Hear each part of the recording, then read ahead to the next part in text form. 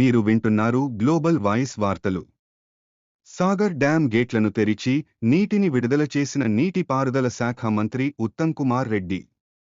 నాగార్జునసాగర్ జలాశయం పూర్తి స్థాయిలో నిండడంతో ప్రాజెక్టు గేట్లను భారీ నీటిపారుదల శాఖ మాత్యులు ఉత్తమ్ కుమార్ రెడ్డి, నల్గొండ ఇన్ఛార్జ్ మంత్రి లక్ష్మణ్, స్థానిక ఎమ్మెల్యే జేవీర్ రెడ్డిల ఆధ్వర్యంలో ప్రత్యేక పూజలు నిర్వహించి జలహారతి ఇచ్చి గేట్లను స్విచ్ ఆన్ చేసి నీటిని దిగువకు విడుదల చేశారు. ప్రస్తుతం 26 గేట్ల ద్వారా 2,47,003 క్యూసెక్కుల నీటి విడుదల కొనసాగుతుంది.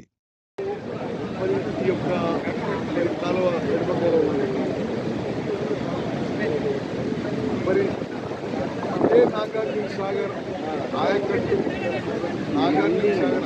మీద 6 సార్లు ఎమ్మెల్యేగా, ఒకసారి ఎంపీగా గెలవడం, ఈసారి ఇరిగేషన్ మంత్రిగా మరి నాగార్జునసాగర్ మరి పూర్తిగా 590 అడుగులకి నిండు గుండలా ఉండే ఈ సందర్భంగా మరి ఓపెన్ చేయడం, మరి నాకు ఈ అవకాశం రావడం నేను అదృష్టంగా భావిస్తాను. ఇది ఇంకో గొప్ప విషయం.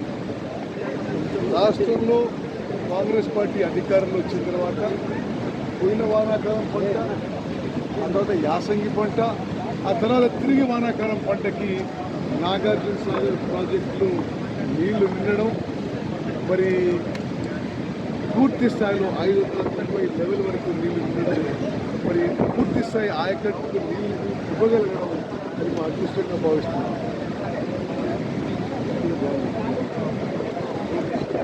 మరి గడిచిన 4 రోజులుగా 30,000 క్యూసెక్లు నీటి వినియోగంతో నాగార్జునసాగర్ పవర్ ప్రాజెక్ట్ 700 మెగావాట్ల పవర్ ప్రాజెక్టులో పూర్తి స్థాయిలో నడుస్తుంది.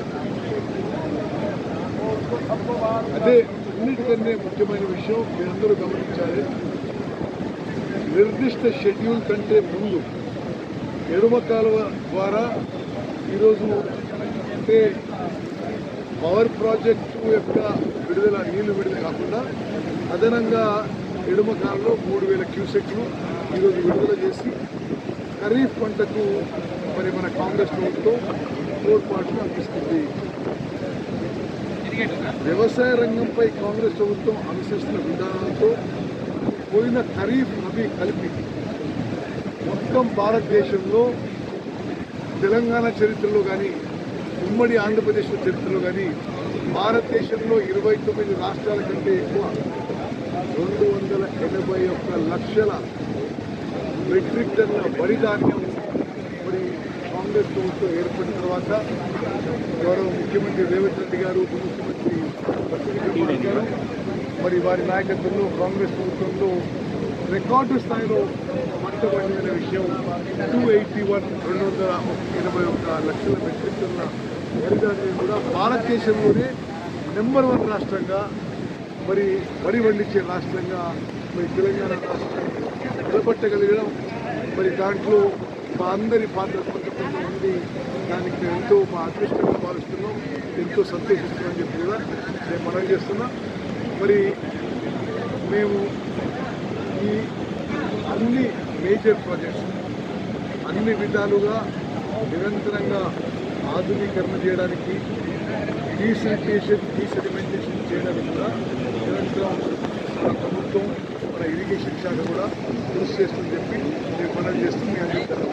18 సంవత్సరాల తర్వాత ఇప్పుడు ఆగస్టులో నిండేది, ముందుగా నిండింది. గతంలో కాంగ్రెస్ ప్రభుత్వంలో అయింది, మళ్ళీ 2007 తర్వాత మళ్ళీ 18 ఏళ్ల